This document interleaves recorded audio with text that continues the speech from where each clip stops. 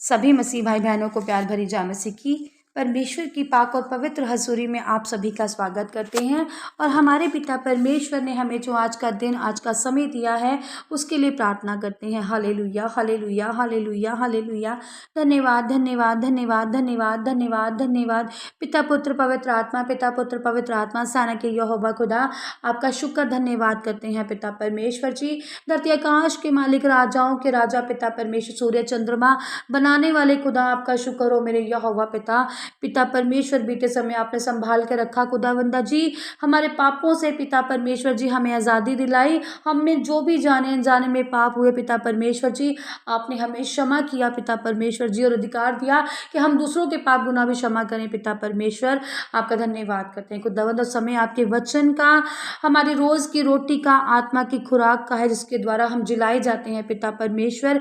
मेरे यहोवा पिता, पिता परमेश्वर, आपने कहा कि तेरी जीभ में जीवन और मृत्यु दोनों ही हैं। जो इसको इस्तेमाल मिलाना जानता है वो उसका फल भोगेगा। पिता परमेश्वर ने कहा अपनी जीभ को कंट्रोल में रखो, अपनी जीभ को परमेश्वर के सुसमाचार फैलाने के लिए इस्तेमाल करो पिता परमेश्वर जी। आपके वचन हमारे राहों की ज्योति, हमारे जीने का आधार है पिता परमेश्वर, जिसके द्वारा हम चलाए और बचाए जाते हैं मेरे खुदावंद, और दूसरों को भी हम पिता परमेश्वर जी बचाने की ताकत रखते हैं मेरे यहोवा पिता। आपकी सामर्थ्य से हम भर जाते हैं जब आपके वचन हमारे कानों में पड़ते हैं। ये वचन हमारी जिंदगियों में, जीवनों में बने रहे पिता परमेश्वर जी, और 1000 गुना फलों को लेकर आए। प्रार्थना यीशु नासरी के नाम में मांगते हैं, आमीन। हालेलुया। आज मैं आपके लेकर आई हूँ मत्ती 28 की 30 नंबर आयत, जिसका टॉपिकल मैंने बताया था कि तोड़ों का दृष्टांत, कैसे परमेश्वर ने अपने राज्य के तोड़े उनको दिए और उनसे परमेश्वर ने चाहा कि वो फल लेकर आए। लिखा है, आज उसके बारे में आगे पढ़ते हैं। इसलिए वह तोड़ा उससे ले लो। उसने कहा, जब वो दास को जो ब्याज समेत वो लेकर आ सकता था, पर उसको जो एक तोड़ा दिया गया था, उसने उसका भी ठीक से सम्मान नहीं किया। परमेश्वर के सामर्थ्य के अनुसार जो उसे ज्ञान था, उसने उस ज्ञान का इस्तेमाल नहीं किया। तो परमेश्वर ने उसे क्या कहा, स्वामी ने क्या कहा उसे, इसलिए वह तोड़ा उससे क्या करो, ले लो, और जिसके पास 10 तोड़े हैं उसको दे दो। हालेलुया। कि जिसके पास जो भी है उसे और दिया जाएगा, और जिसके पास नहीं है उससे वो भी ले लिया जाएगा। अब लिखा है कि उसको दे दो। अब जिसने 10 तोड़े, जिसने परमेश्वर के वचन कमाए, जिसने परमेश्वर का सुसमाचार फैलाया, जिसने परमेश्वर की ढोल की दिल से बजाई, उसको परमेश्वर ने कहा गिटार भी बजाना आ जाए, सब कुछ बजाना आ जाए। जिसके पास वचन थे, परमेश्वर ने कहा उसे और वचन दो, ताकि वो और गहराई से, जिसको थोड़ा सा सुसमाचार फैलाना आता था, परमेश्वर ने कहा उसे ज़्यादा सामर्थ्य दो, ताकि वो ज़्यादा परमेश्वर के राज्य का सुसमाचार फैला सके। और जिसके पास 10 तोड़े थे उसको दे दो। अब उसको क्या करो, वो एक तोड़ा भी उसके दे दो। जिसके पास 10 थे तो वो एक से और भी 2 बना लेगा, क्योंकि जिस किसी के पास है उसे और दे दिया जाएगा, परमेश्वर का कलाम कहता है, और उसके पास बहुत हो जाएगा। जिसके पास थोड़ा है, जब परमेश्वर अपनी सामर्थ्य उस पर उड़ेलेंगे, परमेश्वर अपना पवित्र आत्मा का ज्ञान उसे देंगे, तो उसके पास ज्ञान और भी बढ़ जाएगा। जिसके पास थोड़ी संपत्ति है उसको ज़्यादा मिलेगी। जो थोड़ी में वफादार होगा, जो थोड़ी में बना रहेगा, जिसके पास थोड़ा सा ज्ञान होगा, परमेश्वर उसको ज़्यादा ज्ञान देंगे, अगर वो उस थोड़े से ज्ञान का सम्मान करता है तो। हालेलुया। क्योंकि लिखा है, परमेश्वर का कलाम कहता है कि उसे और दे दिया जाएगा, और उसके पास बहुत बहुत ज़्यादा हो जाएगा, क्योंकि उसने उसका सही रीति से इस्तेमाल किया और वो फलों का अधिकारी बना।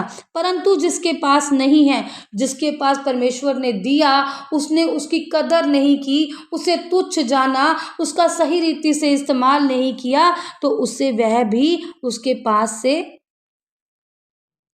जो उसके पास है वो भी उससे क्या होगा, ले लिया जाएगा। अगर परमेश्वर ने किसी को गीत गाने की भी सामर्थ्य अगर दी है, तो परमेश्वर वो गीत गाने की सामर्थ्य भी उससे क्या करेंगे, ले लेंगे। क्योंकि जब उसे कहा गया कि गीत सुनाओ, तो उसने सुनाया ही नहीं। उसने कहा कि तुझे मैंने आवाज़ दी है, तू अपनी आवाज़ से चर्च को मोहित कर, पर उसने किया ही नहीं। तो परमेश्वर ने जब उसे एक कार्य दिया, उसने उस कार्य को, उस अनुग्रह को, परमेश्वर की पवित्र आत्मा को संभाला ही नहीं, तो उससे वो क्या किया जाएगा, ले लिया जाएगा।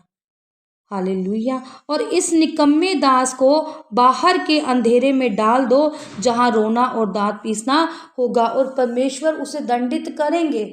उसको उसके फलों के अनुसार उसका परमेश्वर न्याय करेंगे।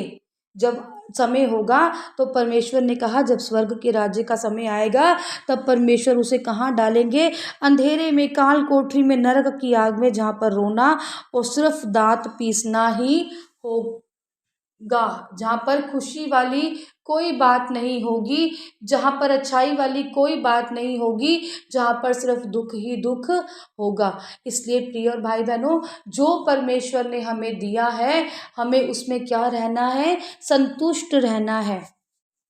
अगर जो भी कोई हमें परमेश्वर की छोटी से छोटी भी आज्ञा मिलती है, तो हमें उस पर चलना है, उस पर बने रहना है और मदद करनी है।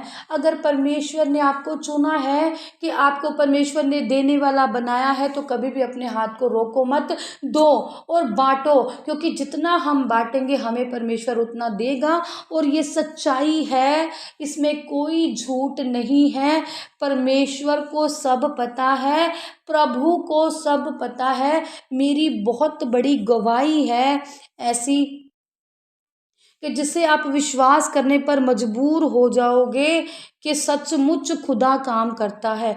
और कितनी गवाहियाँ आपने सुनी भी होंगी कि परमेश्वर सचमुच बहुत काम करता है। मैं एक खत्री परिवार से हूँ, और मुझे परमेश्वर के बारे में बिल्कुल भी ज्ञान, बिल्कुल भी नॉलेज नहीं थी। और मैं ये आज जो आपको वचन सुना रही हूँ, मुझे पता ही नहीं था कि मैं ऐसा कभी कर भी सकती हूँ, या मैं इस योग्य भी हूँ, या मैं इस लायक भी हूँ। मुझे सिर्फ परमेश्वर की भूख थी, प्यास थी मुझे वचनों की। और देखो कि आज परमेश्वर ने कैसे मुझे चुना है, और परमेश्वर ने मुझे खड़ा किया है कि आज मैं आपको वचन सुना रही हूँ। और सिर्फ मेरा इतना ही मोटिव है कि जितना मुझे ज्ञान है, जितनी मुझे समझ है, वो मैं आप लोगों तक पहुँचाऊँ, ताकि जब अंत का समय हो, जब प्रभु का आना हो, तब आपको प्रभु के वचन याद रहें, आपको मैं याद रहूं, आपको सिस्टर जी याद रहें कि हमें वो वचन की बातें बताते थे।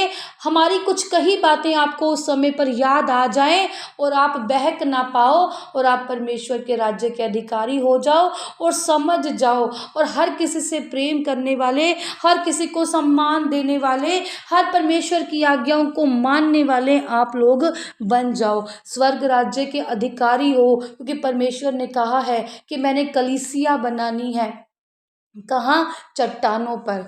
हालेलुया। और कलीसिया ऐसी बनानी है जो चट्टान की तरह मजबूत हो, और जो कभी भी डगमगाए नहीं, जिनमें परमेश्वर के वचन कूट कूट के भरे हो, कि जब भी कभी आपको किसी चीज़ का सामना करना पड़ जाए, तो आप परमेश्वर के वचनों से करें।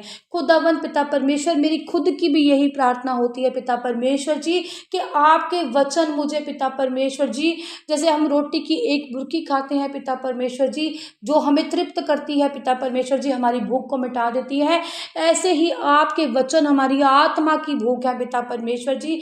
जब भी कहीं पर पिता परमेश्वर जी हम फंसे हों, या गहरे सागर में हों पिता परमेश्वर जी, तो आपके वचन पिता परमेश्वर जी हमें सही रास्ता दिखाएं, और हम लड़ाई से, बैर से नहीं पिता परमेश्वर जी, बल्कि प्रेम से एक दूसरे का दिल जीतने वाले हो जाएं, और वचनों के आधार पर समझाने और सिखाने वाले हो जाएं पिता परमेश्वर, और रूहों को बचाएं मेरे खुदावन।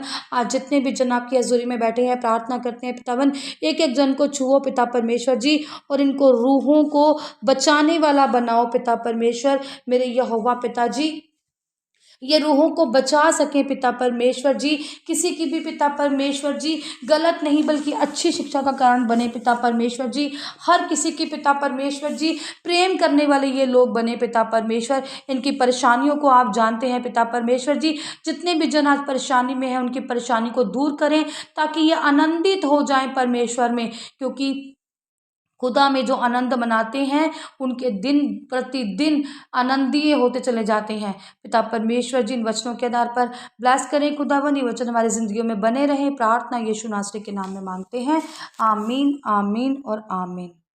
आज की इस प्रार्थना सभा को सुनना आप सभी के लिए आशीष और बरकत का कारण बने।